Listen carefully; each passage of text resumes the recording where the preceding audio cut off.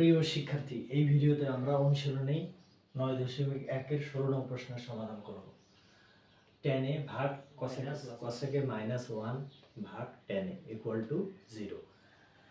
তো প্রথমে আমরা লেফট সাইড লিখে নিয়েছি, তারপরে এটাকে আমরা সরল করব। সরলে আমাদের এই sec a plus 1 এবং tan a এই দুটা লসাগু থাকবে।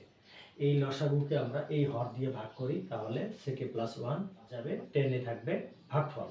এই tan a দিয়ে এই tan a কে গুণ করি, তাহলে আমরা পাচ্ছি tan স্কয়ার a।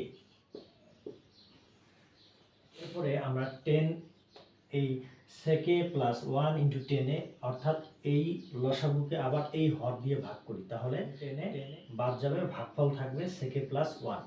এই sec a plus 1 কে আবার sec a minus 1 দিয়ে গুণ করি। এরকম sec a plus 1 কে আমরা গুণ করব sec a minus 1 দিয়ে, অর্থাৎ আমি অন্য জায়গায় গুণ করে দেখাচ্ছি। sec a plus 1 sec a minus 1 যদি এরকম হয় তাহলে আমরা কি লিখতে পারি?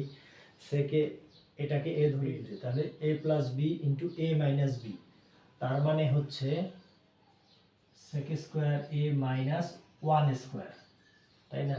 sec স্কয়ার minus 1 স্কয়ার অর্থাৎ a square minus b square formula. তাহলে আমরা লিখতে পারি sec স্কয়ার a, এখানে একটা ব্র্যাকেট দিয়ে দিই কারণ হলো সামনে মাইনাস চিহ্ন রয়েছে, sec square a minus 1 square.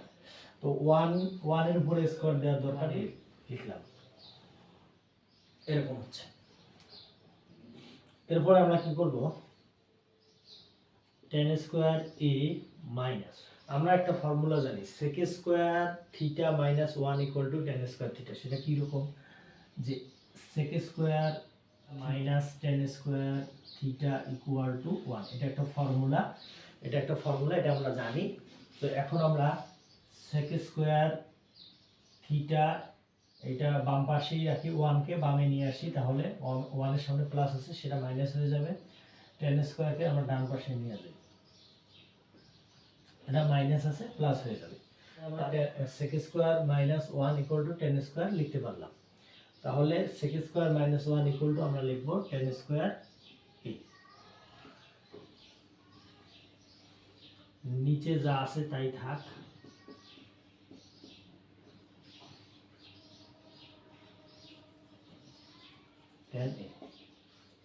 পরের লাইনে আমরা গিয়ে পাচ্ছি tan square a minus tan square a, অর্থাৎ tan স্কয়ার a থেকে tan স্কয়ার a মাইনাস হয়ে গেল, তার মানে 0।